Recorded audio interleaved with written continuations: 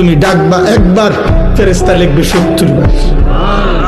খোদার কসম, এটা না, সুবহানাল্লাহ, আরো আছে। মানে হলো 70 বার হলো প্রথম। আল্লাহ তাআলা কোরআনে আছে, হাদিসে আছে, প্রত্যেকটা নেকি লেখার সময় রমজানে ফেরেশতা তো আল্লাহকে জিজ্ঞেস করবে, আল্লাহ 70 লিখবো? আল্লাহ বলবে না, আরো বাড়াইতে হইব। কেডা নাম কও? আব্দুল আউয়াল। আচ্ছা, তো লেখ 700 লেখ। না না, 7000 লেখ। না না, 70,000 লেখ। তুমি ডাকবা একবার, ফেরেশতা লিখবে 70 বার। খোদার কসম, এটা না, সুবহানাল্লাহ, আরো আছে। মানে হলো 70 বার হলো প্রথম।